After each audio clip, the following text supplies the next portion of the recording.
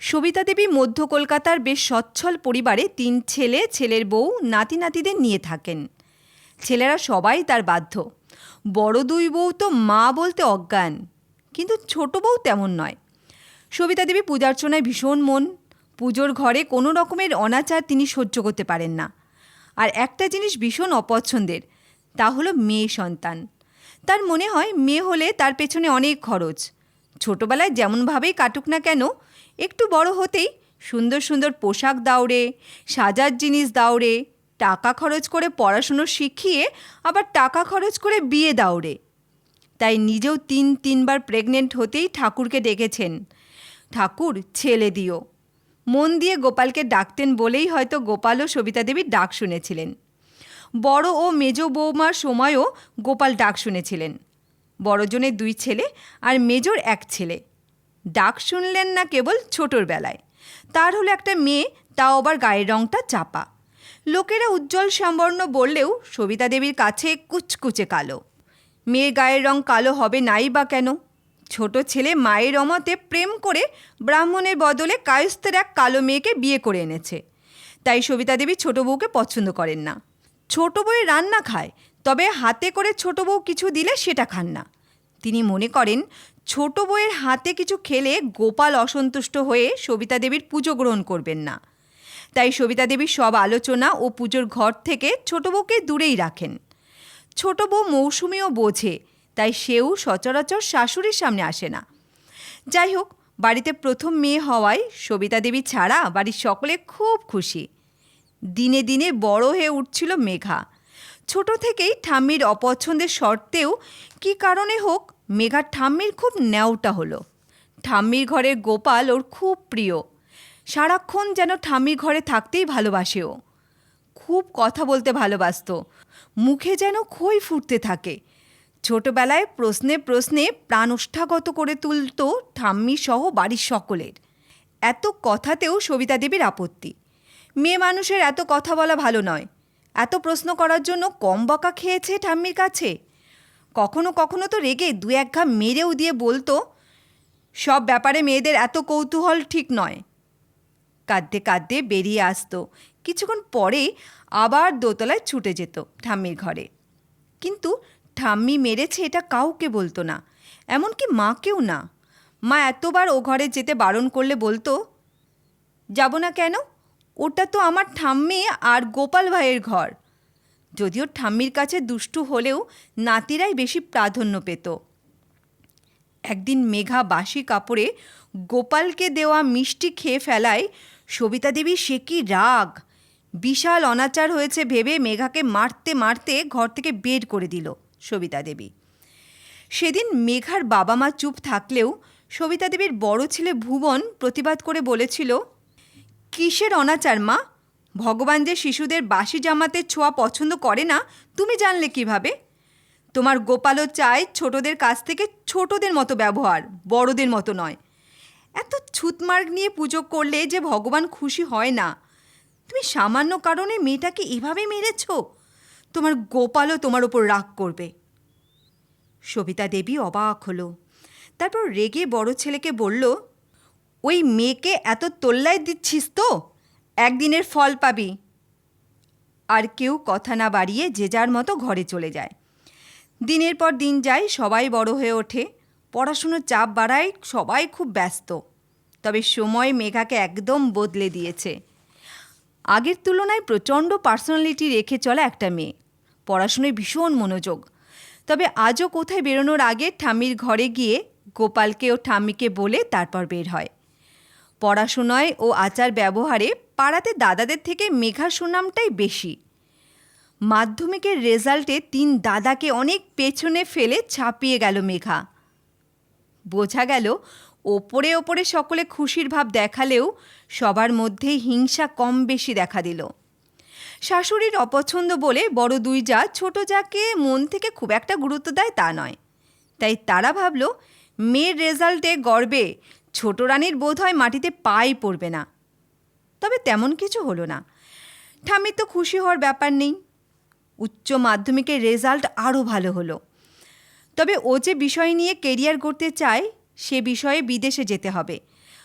ফিরে এলে চাকরি পেতে দেশে বিদেশে কোনো অসুবিধাই হবে না। তবে 3 বছরের কোর্স কমপ্লিট হতে অনেক টাকা লাগবে। বেশ কিছুটা টাকা বিভিন্ন ক্ষেত্র থেকে জোগাড় হলেও অনেকটা টাকা তখনও বাকি। মেঘার বাবা মহিম দাদাদের জানালে তারা সাথে সাথে জানিয়ে দেয় 1000-2-3 হলে আলাদা কথা, তার বেশি দেওয়ার ক্ষমতা তাদের নেই। মেঘা কুণ্ঠিত বোধ করছে দেখে মহিমবাবু বলল, এত ভাবছিস কেন? 3 বছরের তো ব্যাপার, চাকরি পেয়ে বাবার ঋণ শোধ করে দিবি। মহিমবাবু শেষ পর্যন্ত মায়ের কাছে হাত পাতল, কারণ বাবা বেশ কিছু টাকা রেখে গেছিল, আর বাবার ব্যবসা 2 দাদা দেখে, মাকে মাসে মাসে একটা টাকা দেওয়ার কথা। সবিতা দেবী ছোট ছেলেকে জানিয়ে দেয় জমানো টাকা অনেকটাই খরচ হয়ে গেছে, আর ব্যবসা খারাপ যাচ্ছে বলে দাদারাও অনেক মাস টাকা দিতে পারছে না। যতটুকু আছে সেটুকু না থাকলে প্রতি মাসে ওষুধের টাকা তো লাগবে।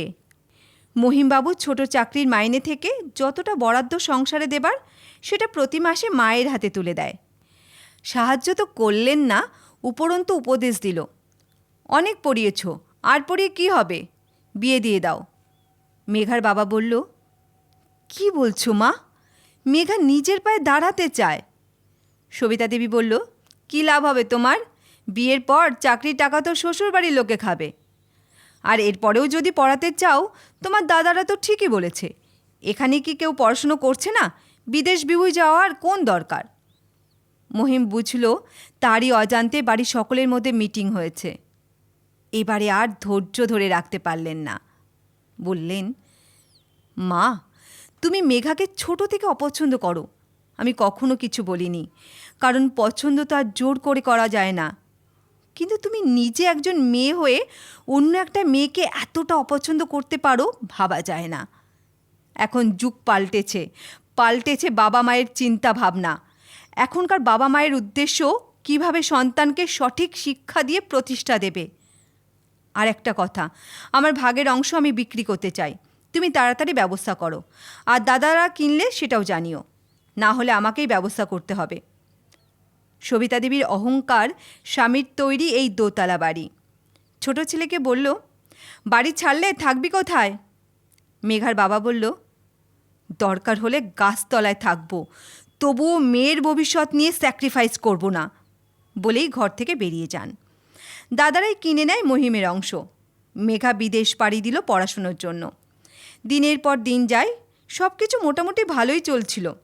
দেখতে দেখতে 5টা বছর কেটে যায়। হঠাৎ মেজ ছেলের নবীনের ছেলে আলাদা ব্যবসা খুলবে বলে বেশ কিছু টাকার প্রয়োজন পড়াকে কেন্দ্র করে ঝড় ওঠে সবিতা দেবীর সংসারে। এবারে ছেলে ও নাতিদের চাপে পড়ে বাড়ি ছেলেদের নামে লিখে দিতে বাধ্য হয়। নাতিদের আবদার মেটাতে সঞ্চিত অর্থের ভাণ্ডার প্রায় শেষের দিকে। শেষ সম্বল বাড়িটাও হাতছাড়া হলো। বাবার ব্যবসা 2 ভাইয়ের মধ্যে ভাগাভাগি হতেই বেশি হয়ে গেলেন সবিতা দেবী। ছেলে ও ছেলের বউরা সকলে মুখোশ ছেড়ে বেরিয়ে পড়ল। ভাগের মা হলেন, যা তিনি কোনো দিনই হতে চাননি। বড় ছেলে মাকে খুব কায়দা করে বলল, তুমি আমাদের সাথে থাকতেই পারো, তাহলে মেজর তো খারাপ লাগবে, তুমি তো ওরও মা, ওরও তো ইচ্ছে করবে তোমার সেবা করতে। সবিতা দেবী শুধু মনে মনে হাসলেন। এখন তিনি ছেলেদের অভিসন্ধি বা কথার মানে বেশ বুঝতে পারেন। কেউ হ বললে এখন তিনি হাওড়া হাবড়া দুটোই ধরে নেন। একদিন বিকালে দেখলেন 2 ছেলে নাতিরা তার ঘরে হাজির। তিনি অবাক হলেন, এখন যারা এ ঘরের দিকে মারায় না, তারা দল বেঁধে এ ঘরে কী কারণে। মুহূর্তেই জানতে পারেন ছেলেরা বাড়িসহ পুরো জমিটা প্রমোটারকে দিচ্ছে, তারই একটা সই লাগবে। সবিতা দেবীর কোনো আপত্তি নেই সেই জন্য। সবিতা দেবীর আপত্তি কে শুনবে? শুরু হলো বাড়ি ছেড়ে ভাড়া বাড়ি যাওয়ার পালা। এবারে কোনো বউ সবিতা দেবীকে নিতে চান না, ভাড়া বাড়িতে ছোট জায়গার মধ্যে সবিতা দেবী থাকতে অসুবিধা হবে ভেবে। সেটাই তো সত্যিকারের কারণ নয়। এবারে সবিতা দেবী ভীষণ অনিশ্চয়তায় পড়লেন। নিজেকে বড় বোঝা বলে মনে হতে লাগলো। কয়েকদিন ধরে টানাপোড়েন চলতে থাকলো। কম খরচে বৃদ্ধাশ্রমের খোঁজ চলতে থাকলো।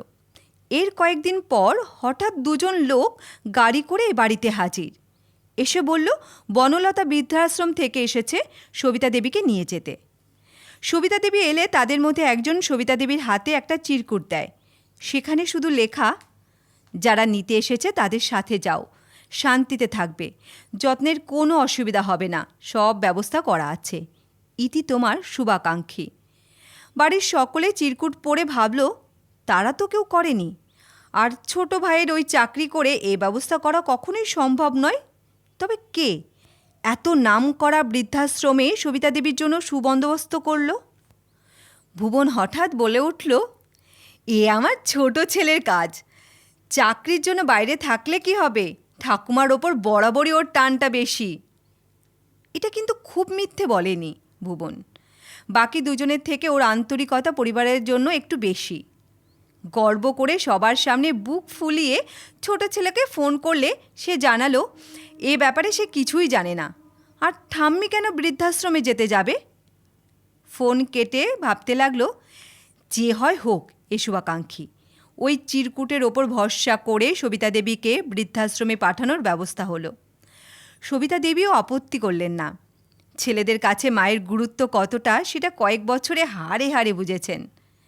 গোপালের ওপর ভরসা করে জামা কাপড় ও গোপালকে নিয়ে চলে গেলেন। বৃদ্ধাশ্রমে পৌঁছেই দেখলেন পরিবেশটা বেশ সুন্দর। গাড়ি থেকে নামতেই দেখলেন একটি ছেলে ফুল নিয়ে দাঁড়িয়ে আছে অভ্যর্থনা জানানোর জন্য। বৃদ্ধ বৃদ্ধারা এগিয়ে এলেন। এদেরকে দেখে কষ্টটা কিছুটা কমল। ভাবলেন এত বাবা মা যদি সব ছেড়ে এখানে থাকতে পারেন তবে তিনিও সব ভুলে থাকতে পারবেন। ঘরে ঢুকে দেখলেন সুন্দর সাজানো গোছানো, এমনকি গোপালের সিংহাসনও সুন্দরভাবে রাখা যথাযথ জায়গায়। প্রথম প্রথম সবিতা দেবীর মন খারাপ লাগতো, অতীতের দিনগুলো ভীষণ মনে পড়ছিল। তারপর কয়েকদিনের মধ্যে সব কিছু মানিয়ে নিতে থাকেন। এখানে সব হারানো বৃদ্ধ বৃদ্ধারা একসঙ্গে বসে গল্প করে, বিভিন্ন অনুষ্ঠান করে আনন্দে কাটানোর চেষ্টা করে। এখানে কেউ অতীতের কথা বলে না, বর্তমান নিয়ে ভালো থাকতে চায়। দিনগুলো বেশ কাটছে। ছেলেরা মাঝে মধ্যে কিছু সময়ের জন্য আসে। টুকটাক খোঁজ নেওয়ার পরেই জিজ্ঞাসা করে, মা, জানতে পারলে শুভাকাঙ্ক্ষীটা কে? সবিতা দেবী নীরবে মাথা নাড়িয়ে না জানায়। এখন আর ছেলেদের সাথে খুব একটা কথা বলতে ইচ্ছে করে না তার। ছোট ছেলের সাথে সেই থেকে কোনো যোগাযোগ নেই। সব ফোন নাম্বার পাল্টে দিয়েছে। কোথায় আছে, কেমন আছে কিছুই জানে না। এখন মাঝে মধ্যে আফসোস হয় সবিতা দেবীর। এই শুভাকাঙ্ক্ষীটা কে সেটা জানার চেষ্টা প্রথম দিকে করলেও এখন গোপালের ওপর সব ছেড়ে বসে আছে। একটাই বিশ্বাস, যে তার জন্য এত করছে সে একদিন ঠিক দেখা দেবেই। প্রতি মাসে বৃদ্ধাশ্রম থেকে ওষুধ দিচ্ছে, জন্মাষ্টমীতে গোপালের পুজো সব পাচ্ছে। মাসে মাসে বৃদ্ধাশ্রমের টাকা, এমনকি পুজোতে নতুন নতুন পোশাকও আসছে। এমন একজন মানুষকে দেখার জন্য সবিতা দেবীর মনও ব্যাকুল রয়েছে। দেখতে দেখতে কেটে গেল আরও 3টে বছর। এখন বৃদ্ধাশ্রমের সকলে খুব আপন সবিতা দেবীর। মনে মনে ধন্যবাদ জানায় সবিতা দেবী সেই অচেনা মানুষটার উদ্দেশ্যে। ম্যানেজার বাবু মাঝে মাঝেই সকলের কাছে সুবিধা অসুবিধা খোঁজ নিতে আসেন। এখানে সবিতা দেবীর নতুন একটা নাম হয়েছে, গোপালের মা। কেউ গোপাল দিদি বলে, কেউ আবার গোপাল মাসিমা। সেদিন সবার সাথে চা খাচ্ছিলেন সবিতা দেবীরা। ম্যানেজার বাবু এসে সবার খোঁজ খবর নিয়ে বললেন, গোপাল মাসিমা, একটা সুখবর আছে আপনার জন্য। আগামীকাল আপনার শুভাকাঙ্ক্ষী এখানে আসছে আপনার সাথে দেখা করতে। আনন্দে আত্মহারা হয়ে পড়লেন। অন্যরাও খুশি হলো। এত বছরে এমন শুভাকাঙ্ক্ষীর ঘটনা আগে কারোর সাথে ঘটেনি বলে শোনেন উনি। সারা রাত কি এক অদ্ভুত অনুভূতি কাজ করছিল সবিতা দেবীর। সকাল হতে না হতেই কাজের মেয়েটাকে দিয়ে কিছু ফুল আনিয়ে ঘরটা সুন্দর করে সাজিয়ে রাখল। সকাল গিয়ে বিকেল, বিকেল গড়িয়ে সন্ধ্যা হয়ে এলো। আজ চায়ের আসরে গেল না, যদি সে এসে ফিরে যায়। অস্থির হয়ে উঠেছেন সবিতা দেবী। ধৈর্যের বাঁধ ভেঙে যাচ্ছে। ম্যানেজারকে দুবার গিয়ে জিজ্ঞাসা করে এসেছেন খবরটা সত্যি কিনা। ম্যানেজারবাবু হেসে বলেন, কথা দিয়েছেন যখন ঠিক আসবেন। আসবে কি আসবে না এই ভাবনা চিন্তায় শরীর খারাপ লাগতে শুরু করেছে সবিতা দেবীর। এমন সময় ঘরের বেল বেজে উঠল। পড়ি কি মরিভাবে ছুটে গেল সবিতা দেবী দরজার কাছে। দরজা খুলতেই দেখেন সবিতা দেবীর পছন্দের একগুচ্ছ বেলফুল হাতে মেঘা দাঁড়িয়ে। পাশে দাঁড়িয়ে থাকা ম্যানেজারবাবু বললেন, মাসিমা, ইনিই হলেন আপনার শুভাকাঙ্ক্ষী। সবিতা দেবী নিজেকে আর ধরে রাখতে পারলেন না। অতীতের কথাগুলো মনে করে দরজা ধরে হাউ হাউ করে কেঁদে ফেললেন। অনেক করে মেঘা ও ম্যানেজারবাবু তাকে সামলালেন। মেঘা বেশ কিছুক্ষণ ঠাম্মির কাছে রইল। দুজনে গল্প হলো। তবে বেশিরভাগ সময় সবিতা দেবী ক্ষমা চেয়ে আর কৃতজ্ঞতা স্বীকার করে কেটে গেল। তারপর মেঘা বলল, আজ আসি ঠাম্মি, আরও 2টো জায়গায় যেতে হবে। আর শোনো, এখানে থাকার মেয়াদ তোমার শেষ। আমি আগামীকাল সকালে আসব। তুমি আর তোমার গোপাল তোমার নিজের বাড়িতে যাবে। মেঘা চলে যাওয়ার পর সবিতা দেবী ভাবতে বসলেন, আর নিজের বাড়ি। ছেলেরা বলেছিল ফ্ল্যাট তৈরি হয়ে গেলে প্রমোটার সবিতা দেবীর জন্য একটা ঘর বরাদ্দ করবে। তবে এত তাড়াতাড়ি ফ্ল্যাট তৈরি হয়ে গেল? ভুবন তো কিছুদিন আগেই বলে গেল, এখানে তুমি ভালো আছো মা, ভাড়া বাড়ির ছোট ছোট ঘরে আমাদের যা অবস্থা, কবে যে ফ্ল্যাট হাতে পাবো কিছুই ঠিক নেই, ঠিকমতো কাজই এগোচ্ছে না। তারপরে প্রমোটারদের মধ্যে একজন মারাও গেছে, কি হবে কে জানে। তবে মেঘা যে বলল বাড়িতে যাব, আজ আর বেশি কিছু ভাবতে চায় না সবিতা দেবী। যা হয় দেখা যাবে। পরের দিন সকালবেলায় কাজের মেয়ে সব গুছিয়ে দিল। এতদিনের বন্ধুরা চলে যাবে শুনে দেখা করতে আসছে, আর নাতনির সুনাম করে চলেছে। আজ কিন্তু সবিতা দেবীর বেশ গর্বই বোধ হচ্ছে মনে মনে। ঠিক সকাল 8টায় মেঘা গাড়ি নিয়ে এলো। সব বিল মিটিয়ে ঠাম্মিকে নিয়ে আসার সময় ঠাম্মির হাত দিয়ে সকলকে মিষ্টি বিতরণ করলো। সবাই সবিতা দেবীর নাতনির ধন্য ধন্য করতে লাগলো। এও বলল, এই প্রথমবার তারা দেখছেন এখানে আসার পর কেউ ভগবানের কাছে না গিয়ে বাড়িতে যেতে পারছে। মেঘা ও ঠাম্মিকে নিয়ে গাড়ির ড্রাইভার একটা নতুন বাড়ির সামনে এসে দাঁড় করালো। গাড়ির হর্ন পেতেই দরজা খুলে ছোট ছেলে আর ছেলে বউ বেরিয়ে এলো সবিতা দেবীকে ভেতরে নিয়ে যেতে। সবিতা দেবীর চোখের জল যেন বাদ মানছে না, কেঁদেই চলেছেন। প্রণাম করে সবিতা দেবীকে তারা বাড়ির ভেতরে নিয়ে গেল। একটা ঘরে নিয়ে ছেলে মহিম বলল, মা, এই ঘরটা তোমার নাতনি তোমার জন্য রেখেছে। মেঘা ঠাম্মির গলা জড়িয়ে ধরে বলল, এটা তোমার আর তোমার গোপালের নিজের ঘর ঠাম্মি। ছোট বউ বলল, মা, এবারে চলুন, ঠাকুরমশাই বসে আছেন গৃহপ্রবেশের পুজোর ধারে। সবিতা দেবী চোখে জল মুছে পুজোর ধারে এসে দেখলেন তার বড় 2 ছেলে, ছেলের বউরাও উপস্থিত রয়েছে পুজোর ধারে, এমনকি কাজের মেয়ে বাসন্তীও। সবিতা দেবী একটু রাগ দেখিয়ে বাসন্তীকে বলল, তুইও এসেছিস? সাথে সাথে মেজো ছেলে একগাল হেসে বলল, ও তো এখন এখানে ছোটোর বাড়িতে কাজ করে। আমাদের বাড়ি থেকে ছাড়িয়ে দিলে ও বেচারি কোথায় যাবে ভেবে ছোট বৌমা ওদের কাছে ঠাঁই দিয়েছে। আর ওর কাছ থেকেই তো আমাদের বাড়ি থাকাকালীন সবার খবরাখবর নিত তোমার ছোট ছেলে। সবিতা দেবী মেজো ছেলের কথায় খুব একটা গুরুত্ব না দিয়ে ঠাকুরের সামনে ওনার জন্য রাখা আসনে গিয়ে বসল। তার এতদিনের ভুল ভাবনা চিন্তার জন্য ঠাকুরের কাছে ক্ষমা চাইল, আর একটাই শুধুমাত্র প্রার্থনা জানালো, এ জন্ম তো কেটেই গেল, আগামী জন্মে মানুষ যদি হই তবে মেঘার মতো একটা মেয়ে দিও ঠাকুর।